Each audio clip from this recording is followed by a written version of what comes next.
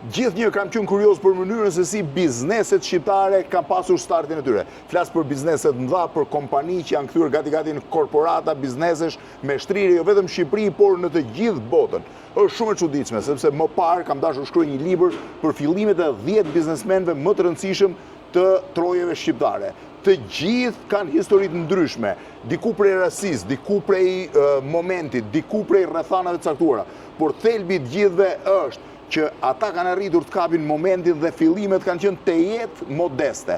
Jam në njërën prej korporatave më të mëdha të shqiptarëve në botë, te korporata Devolli, e cila ka nisur në mënyrë të çuditshme në këtë kontenier që po shihni këtu. Pra prej kësaj zone këtu, prej këtyre shkallëve që të çojnë katin e dytë, e deri në atyre atje, 2 konteniere gjysmë kanë fillimet e njërës prej kompanive më të mëdha, që po ta shihni sot me dron, vetëm në këtë zonë këtu, ka me mija metra katror, që ka rreth 4.000 punonjës direkt, rreth 20.000 punonjës indirekt, që është e shtrirë në shumë vende të botës, që ka disa nga prodhimet kryesore, siç janë Komodita Home, prodhimi dyshekëve, prodhimi miellit, prodhimi i Prince Kafes, dhe këtu jemi në fabrikat e Prince Kafes. Po si ka nisur, historia shumë interesante, jam me drejtorin e Prince Kafes, këtu ka nisur. Pikërisht. Këtu. Këtu. Ka qenë Ibrahim Devolli, pra një shqiptar i Pejës, që në vitin 1989, kur Ante Marković vendosi të modifikonte ekonominë jugoslave, të kalonte nga vetë administrimi i famshëm jugoslav në iniciativën private, hapi të parën kompani. Po a e dini si e ka hapur? Në fillim ishte për të rregulluar biçikletat. Pikërisht, për të rregulluar biçikletat, kjo është edhe një biznes i mëhershëm që ka pasur në qytet, por kur ka ardhur këtu, ka filluar me procesin jo vetëm të rregullimit të biçikletave, por gjithsesi për shkak të lejimit që ka filluar që privat të kenë edhe mundësinë e prodhimit vetë, me njerë ka filluar me prodhimin. Pra deri në atë kohë në Jugosllavi lejoheshin vetëm shërbimet vogla private, po jo prodhimi i madh. Absolutisht. Po shërbimet lejoheshin. Në Shqipëri Shqipëri zejtar. Zejtaria vetëm. Dhe zejtarit i mund nxirrje ca lek sa për të mbajtur. Ndërmarrësia ka filluar në 1989. Ndërmarrësia ka filluar. Domethënë me zejtarit i mund nxirrje lek për të jetuar, por nuk ishte fitim i madh. Ajo me siguri u lejon atë kohë veç për me zbut papunësi, për ndryshe. Vetëm për zbut papunësi sepse çdo gjë prodhoi nga shteti. Shiheni tani se si ka nisur kur u spostua në këtë pjesë të Pejës. Me gomat e biçikletave, me rregullimin e biçikletave, me pak pajisje, filloi të rregullonte edhe sharrat, ë? Po, ka qenë një ndër bizneset shumë interesante për shkak se në atë kohë konsumi ka qenë i lëndëve djegëse me dru. Edhe pa rrjedhimisht shara ka qenë. Ja dhe pajisjet e para ata që ka punuar, ja dhe zinxhirët e famshëm të biçikletave, e disa herë kanë bërë duar gjithë graso edhe gjak kur doja të rregulloja vetë biçikletën time. Dhe gjë më interesante është se kompania kishte këtu edhe mencën e saj. Kjo ishte menca apo jo? Po, kjo ishte menca e atëherë stafin fillestar. Staf fillestar, pra nga i staf fillestar prej 6 vetash që duhet anin këtu me këtë tenxherën e cila dilte nga kuzhinjeria që ishte vendosur në këtë drejtim. Shifeni se sa ishte vendi i kuzhinës, vetëm një sopë edhe 2 rafte për të vendosur gjërat, ndërkohë këtu uleshin punëtorët për të ushqyer dhe nga këtu nisi një perandori biznesi. Që sa interesante është. Këtu uleshin hanin grosh besoj. Po, si jo.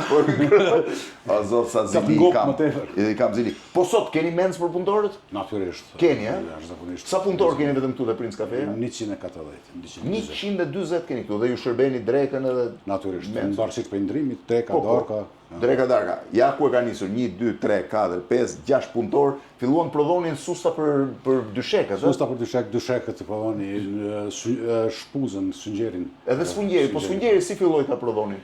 Realisht indjeri themeluesi i kompanisë Ibrahim Devolli ka marrë një makinë nga Turqia ku ka filluar prodhimin e sfungjerit. E dim që në atë kohë ende ka qenë popularizuar ato odat e shqiptarëve, ku gjithkund i kjetë sfungjer ato. Do thonë ka filluar me prodhimin e sfungjerit të dimensioneve. Kjo që e baza e startimit një kompanie të madhe, po. Nga rregullimi i biçikletave, këto shkojnë ke sfungjeri, pastaj. Po, nga sfungjeri atëherë është e pa që mundet me u zhvillu kjo industri më thutje me. Po sa kompani ka tash Devolli?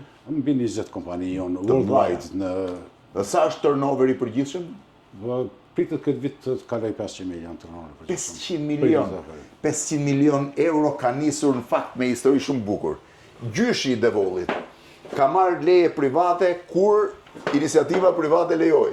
Në vitin 1941, regjistri numër 12 është Lef Begolli, kryetari i bashkisë, Zef Begolli, kryetari i bashkisë Pejës, që i ka dhënë lejen për shitore, apo jo? Po, atë duhen lejtoria. Lejtore i ka dhënë ati për zhvillimin e një biznesi privat. Do më thënë, është, basi u kryen hetimet e dura, thot, prandaj akordohet kjo leje për ushtrimin e profesionit të tregtisë në këtë vit. Do më thënë, kjo është leja e parë e gjyshit. Pastaj erdhi komunizmi, leja u palos, nuk vynte më, po e pas kanë ruajtur në shtëpi se është kopja origjinale. Në vitin 1989, mbrin Ante Marković, i cili tentoi të modifikonte Jugosllavinë, që nuk arriti dot, dhe kjo është leja e parë si person privat. Po. Në 29 gusht 1990, por është fajli 89. E ka marrë në Gjakovë. Me siguri varësisht nga zyra e regjistrimit. Këtu është vetë Ibrahim Devolli? Po, kjo është themelusi i kompanisë. Themelusi i kompanisë. Dhe këtu është leja e administratës, është një Kosovë lirë tani, e administratës së UMNIK-ut. UN Interim Civil Administration dhe Devolli kompani nipti në zyrën e Pejës. Po kjo e cilit vit është 2000. 27 korrik 2000.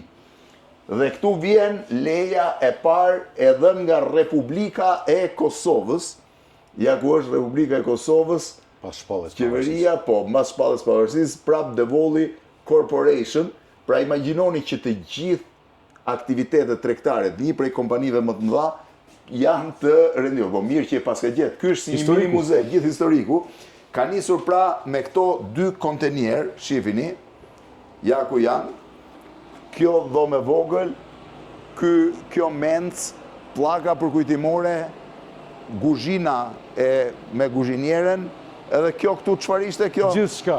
Kjo është edhe fabrika. Edhe për mirëmbajtje, edhe si zyrë oficinë. Edhe si zyrë. Kjo ishte dhe zyrë dhe mirëmbajtje dhe çdo gjë. Kjo sape dhe në qelsat e para viteve. Ja ku qenë ka. Kjo ishte dhe zyrë dhe mirëmbajtje dhe administrat. Edhe imagjinoni me çfarë qive, me çfarë veglash punoi, ja dhe pedalet e famshme të biçikletës, ja edhe këto që janë ndryshkur tani, po i ka lënë fiks për të kujtuar se si ka qenë. Kjo ishte dhe administrat edhe po ka të sipër më çfarë ka? Ka të sipër ka qenë rojet të vendosur. Rojet? Kanë rujtë objektin, se këtu kjo ka qenë objekti vjetër ku është prodhuar Shëngjeri. Ku filloi të prodhohej Shëngjeri. Do të thënë gjithçka nisi këtu. Historitë e bizneseve shqiptare thash janë të jashtëzakonshme. Dikush e nisi duke parë çimçakiza në Greqi dhe i solli në Shqipëri.